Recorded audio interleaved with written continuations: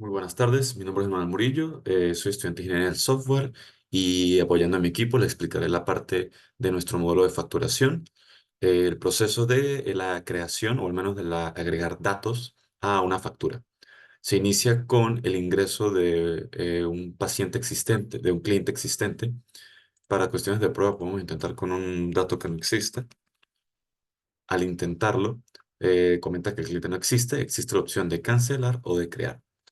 eh, Ingresando una cédula sí existente, podemos comprobar que automáticamente redirige esta sección, pero para cuestiones de pruebas del sistema, podemos mostrar cómo funcionaría el caso de un cliente que no exista, de un cliente nuevo, por así decirlo. Entonces, volviendo al dato original, lo intentamos crear. Él toma por defecto la cédula que se ingresó, lo cual ayuda con la métrica de número de campos de información obligatorios por ley presentes en la plantilla de factura. Esta parte debe existir, no puede crearse para un cliente nada más con su cédula RIF o con su valor, tiene que tener un nombre. Vamos a ponerle Jorge Aledaño, un ejemplo. O bueno, Aledaño. Un correo que sea jorge@aledaño.com y el teléfono cualquiera. Una vez agregado, se solicita los datos de un paciente para poder agregar valores dentro de las tablas correspondientes. Para cuestión de pruebas, vamos a intentar otra vez con un valor que no exista. Al buscar, comenta que el paciente no existe y uno que sí exista,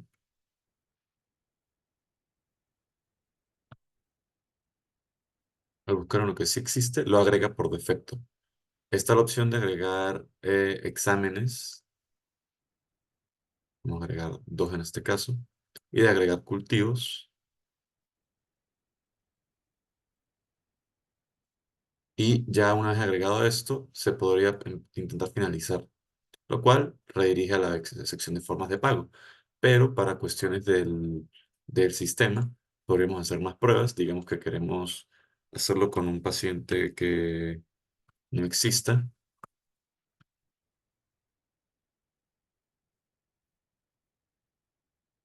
Al hacerlo se intenta crear, ocurre lo mismo, la métrica 7 se surge, ingresamos los valores necesarios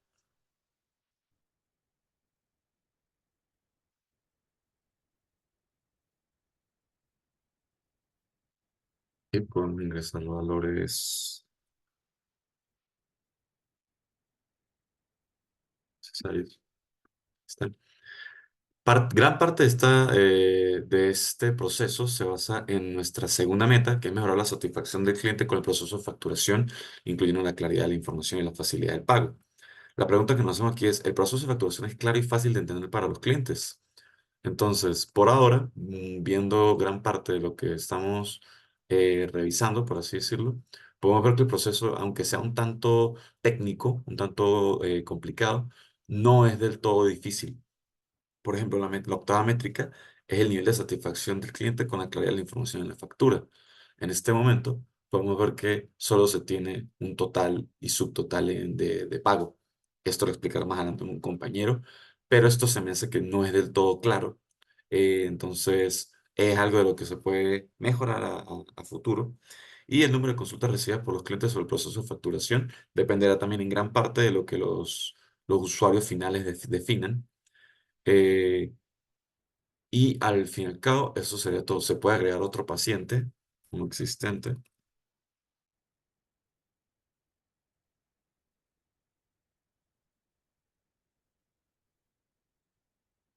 o se podría buscar por nombre. Por ejemplo, en nuestro caso estamos buscando al paciente Manuel Chaparro,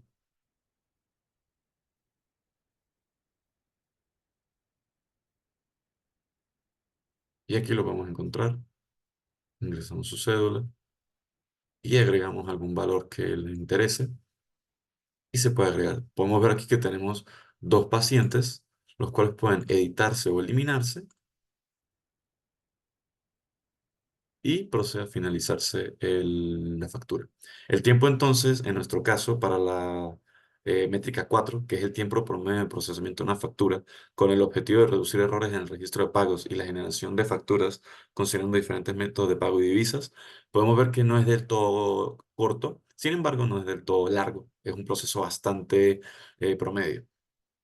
Y habiendo dicho esto, concluyo con mi parte de la explicación.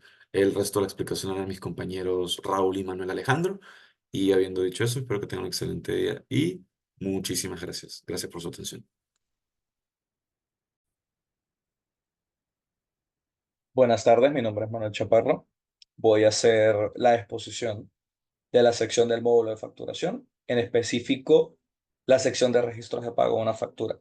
Mi compañero Manuel ya había mostrado un seguimiento de cómo generar una factura respecto a la parte de pacientes con sus respectivos exámenes y cultivos. La regla de negocio era que tenía que ser N pacientes por cada factura y un cliente que fuese el representante fiscal de la misma. En mi sección vamos a ver cómo se puede pagar o cómo se puede llevar un control de los registros de pago de la factura. Obviamente esto no es el mismo ejemplo del video, pero para mantener una continuidad a efectos prácticos de la exposición, haremos como que es el mismo. Entonces, esto es bien sencillo. Hay algunos problemas respecto de uso que por cuestiones de tiempos no se pudo arreglar. Ya los iré tocando más adelante como aclaración. Y se va a notar en algunos momentos que se puede generar otros tipos de divisas. Si bien nosotros tenemos en la base de datos la divisa bolívares, yo pretendo seguir con este módulo desarrollándolo y quiero dejar como todo preparado para que en el momento en que quiera registrar nuevas divisas, tenerlas ya automáticamente generadas en las listas desplegables. Esto como aclaración. Entonces, continuamos. Este tipo de módulo de registro de pagos es, dentro de lo que cabe, un poquito más complicado de lo que queríamos, mi compañero Emanuel, pero dentro de todo creo que em, entra dentro de los estándares de calidad, sobre todo a la hora de dar alguna asistencia técnica a cualquier usuario que vaya a utilizarlo durante su jornada laboral. ¿Por qué? Porque es bastante sencillo. Tenemos un botón facturar, cancelar, verificar, agregar método de pago, vueltos en bolívares, subtotal en bolívares, total en bolívares. Si yo le doy facturar, dice saldo incompleto, no se puede generar hasta que el saldo no esté completo. Y si le damos cancelar, pues iríamos a la parte de facturación. La parte de verificar solo sería disponible en el momento en que se complete un método de pago. Vamos a hacer uno. Antes de eso, el total en bolívares es lo que se tiene que pagar. El subtotal en bolívares es lo que falta por pagar a raíz de que se genere cualquier método de pago. Y los vueltos en bolívares es que en caso de que se deba regresar al cliente de la factura una cantidad de bolívares o de cualquier otra divisa, se quede registrada dentro de la factura la cantidad de bolívares que el usuario o el cajero devolvió, sobre todo para efectos de control de detalles de factura. Vamos a hacer un agregar método de pago. Vamos a hacer que se hace 300 bolívares por transferencia. Cuando se hacen 300, se generan los bolívares, tipo de divisa, la transferencia, y aquí salen dos nuevos elementos. Uno es una lista desplegable para saber qué bancos hay disponibles para pagar. Vamos a colocar en este sentido mercantil, es una transferencia. Y el número de referencia que se hizo de la transferencia. Vamos a colocar un RT5890. Si yo le doy a la verificación del registro de pago,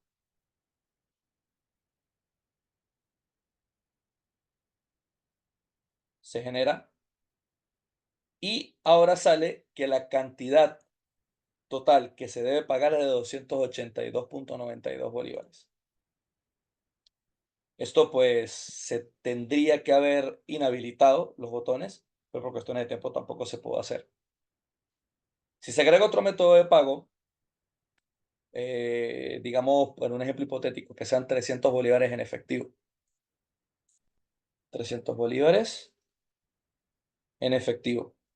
Al ser solo en efectivo, no necesito una referencia de nada, pues no se generan los dos elementos que sí se generan cuando se hace por transferencia.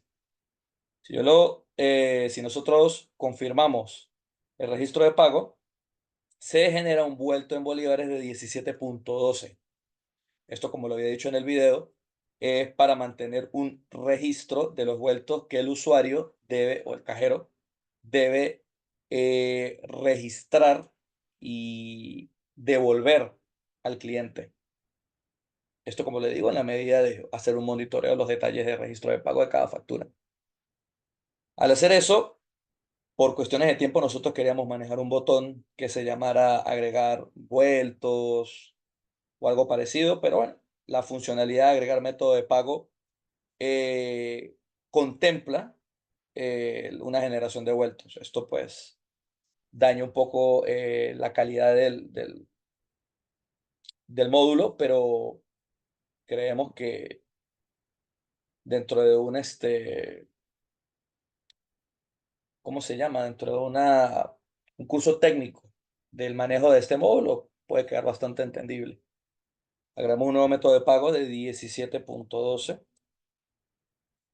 bolívares y decimos que es transferencia por Venezuela, por ejemplo. Si el número de referencia sería P9078. Nosotros diríamos que pues esta casilla de método de pagos envueltos, cuando la agregamos, da un error de 0.04 en el subtotal. Esto lamentablemente no lo pudimos arreglar tampoco porque tenemos un problema de redondeo. ¿Qué sucede? Cuando se hace una sumatoria de la cantidad de precios de exámenes y de cultivos que hay, tratamos de generar un redondeo hacia arriba y este redondeo también se hace en el cálculo de los vueltos. Entonces siempre quedará como una diferencia muchas veces, sobre todo cuando hay valores decimales de 0, pero no importa, nosotros generamos un algoritmo en el front que en el caso de que exista este tipo de problemas, se pueda generar la facturación sin ningún tipo de problema, como verá a continuación. La factura se hace, esto tarda un poco, y genera el módulo de impresión, toda la cuestión. En este momento no lo vamos a imprimir. Vamos a ver los detalles de la factura. Se generan dos tipos de factura.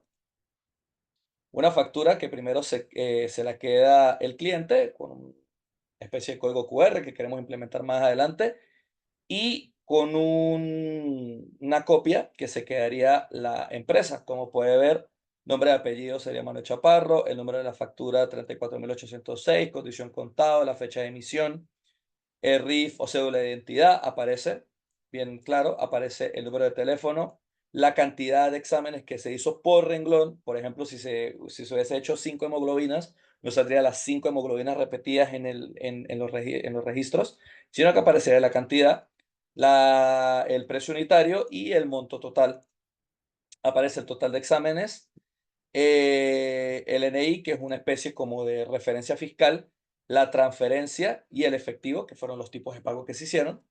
El subtotal, el descuento del valor total de la venta, la base imponible en IGTF, que bueno, es un agregado que le quiero dar más adelante, el IGTF percibido, el total a pagar, que me gustaría que se mostrara en diferentes tipos de divisa. En este caso se puede mostrar en bolívares y en dólares. El IGTF percibido, que en este caso es cero porque todo es en bolívares. La base imponible, el valor total de la venta, el descuento y el subtotal. Este documento se emite en cumplimiento a lo establecido en la ley de IVA del artículo 51 y el EBSB del artículo 129 con tipo de cambio a fecha, la fecha del día de hoy a 36.4324. Como digo, esto es algo que quiero implementar más adelante, así que lo puedo dejar de una vez. Todas las facturas, incluso si no manejan divisas extranjeras, tienen que por ley de CENIAT manejar este tipo de información. Así que me pareció pertinente dejarla. Bueno, a mí y a mi grupo nos pareció pertinente. Esto es una copia fiel y exacta. Y como dije antes, la única condición que se muestra diferente es un código QR, que en este caso no está siendo utilizado, pero para efectos de un desarrollo más sencillo en el futuro lo quise dejar. Y bueno, creo que eso sería todo. Creo que cumple las características de un control de calidad aceptable, decente, y que, salvo los pequeños tropiezos que tuvimos respecto a ciertas funciones de modalidad de pagos, de vueltos, creo que está dentro de lo efectivo a la hora de poder poner en marcha un módulo como este en una empresa como un laboratorio clínico. Creo que eso es todo y bueno, muchísimas gracias.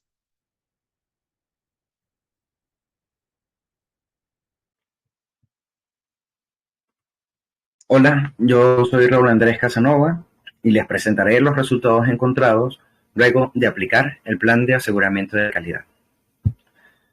El objetivo principal es asegurar la precisión y confiabilidad del módulo de facturación del sistema Provida, enfocado en el registro de pacientes, clientes, exámenes y cultivos, junto con diferentes métodos de pago y divisas. Se utilizó el modelo GQM de metas, preguntas simétricas y se llevaron a cabo varias pruebas al sistema siguiendo los casos de usos planteados junto con una pequeña encuesta a los clientes que finalizaban el proceso de facturación. Como vemos en este esquema, las métricas responden fundamentalmente a 3 preguntas que buscan reducir errores y mejorar la satisfacción del cliente. Los resultados más destacados de la implementación del plan fueron la reducción a 0 de errores al momento del registro de divisas, que en una primera medición se arrojó dos errores. También se optimizó el proceso mejorando el tiempo promedio de procesamiento de una factura. Se redujo en promedio de 8,26 minutos a 7,67 minutos. En la gráfica se notan las mediciones de tiempo de 51 facturas canceladas, donde la línea verde es la medición obtenida antes de aplicar el plan y la azul la medición luego de aplicar el plan. Una de las métricas que se mantuvieron antes y después de aplicar el plan de calidad fue la métrica 7, relacionada con la información fiscal obligatoria presentes en la factura. Se mantuvo un cumplimiento del 100% tanto en la medición inicial como en la medición final, con un total de 12 campos. Y finalmente, la satisfacción del cliente se midió a través de una encuesta donde arrojó los resultados promedios de nivel 4 en ambas mediciones. El nivel 4 representa dentro de la escala planteada se representa como satisfactoriamente bueno. En la encuesta se preguntaba si la información de la factura estaba clara y si el proceso fue fácil de entender, siendo estas las métricas 8 y 9 respectivamente. Vale la pena aclarar que para la métrica 10 no se presentaron casos, similar a la métrica 5 que tuvo un solo caso. El hecho de presentar escasez de consultas sobre el proceso de facturación o reportes con dificultades en el registro no significa que desacredite la medida ni tampoco supone que es un proceso perfecto sin correcciones. La escasez encontrada responde al reducido lapso de tiempo en que se aplicó el plan de calidad. En ambos casos, se recomienda mantener esa evaluación por un lapso de tiempo más amplio para así poder puntualizar consultas, dudas o reportes. Gracias por su atención.